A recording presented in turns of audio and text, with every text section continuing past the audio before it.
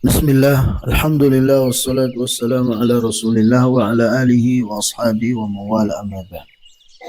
Kaum muslimin yang mudah-mudahan dimuliakan dan dirahmati oleh Allah Azza wa Jalla, dalam sebuah hadis dari sahabat Abdullah ibn Umar radhiyallahu taala anhu, beliau menyebutkan bahwasanya Rasulullah sallallahu alaihi wasallam bersabda, "Udzibat imra'atun fi hirratin sajanatha hatta matat, la hiya at'amatha wa saqatha ولا هي تركتها تأكل من خشاش الأرض." Muttafaqun alaih.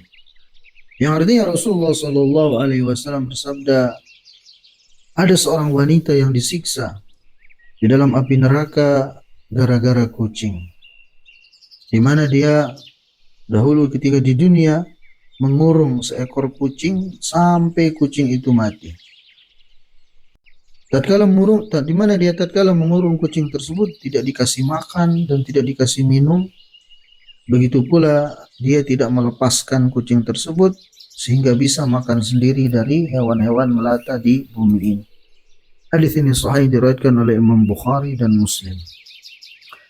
Kaum muslimin yang mudah-mudahan dimuliakan dan dirahmati oleh Allah Azza wa Jalla, dari hadis yang mulia ini ada beberapa pelajaran dan faedah yang bisa kita ambil. Yang pertama, menunjukkan kepada kita tentang kesempurnaan agama kita, agama Islam ini, di mana dari 1400 tahun yang lalu agama kita sudah mengajak untuk berbuat baik kepada segala sesuatu, bahkan kepada hewan sekalipun, seperti dalam hadis ini. Begitu pula dalam hadis-hadis yang lainnya kita diperintahkan untuk berbuat baik, seperti sabda Nabi sallallahu alaihi wasallam, "Innallaha katabal ihsan ala kulli syai'in."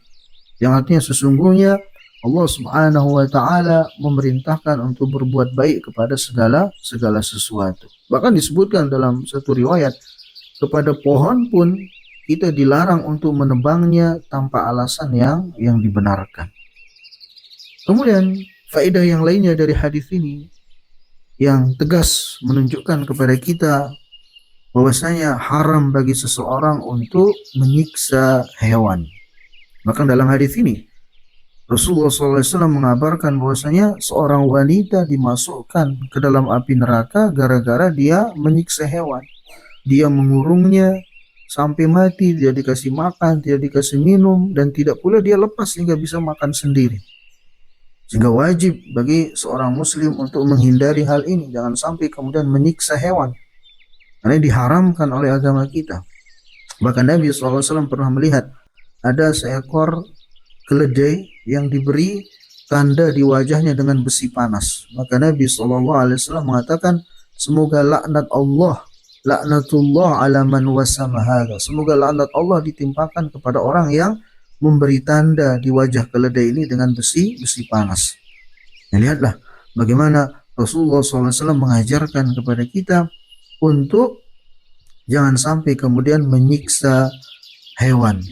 Dan sebaliknya, berbuat baik kepada hewan itu justru akan mendatangkan pahala bagi seorang hamba. Kata Nabi SAW, wa fi kulli dhati ratbin hayyin ajrun.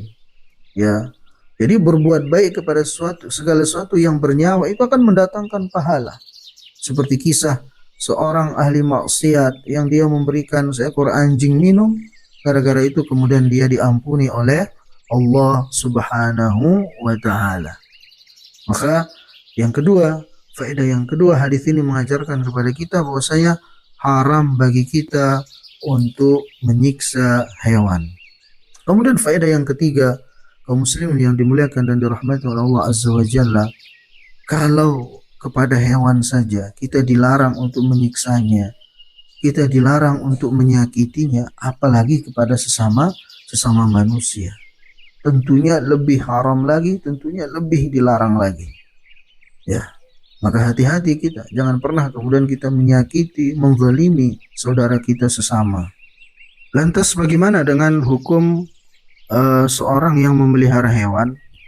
Maka wallahu ta'ala alam, memelihara hewan itu hukumnya diperbolehkan dalam syariat kita, seperti seorang melihara burung, ya, atau yang lainnya, selama itu tidak ada larangan dari pemerintah. Tapi dengan syarat seorang itu kemudian dia memberikan makanan yang cukup, minuman yang cukup kepada hewan-hewan tersebut. Ya, sebagaimana disebutkan dalam beberapa riwayat, ada sahabat-sahabat atau anak-anak dari para sahabat yang memelihara burung, ya, memiliki hewan peliharaan, dan itu tidak dilarang oleh Rasulullah Shallallahu Alaihi Wasallam. Demikian, mudah-mudahan sedikit ada manfaatnya. Assalamualaikum warahmatullahi wabarakatuh.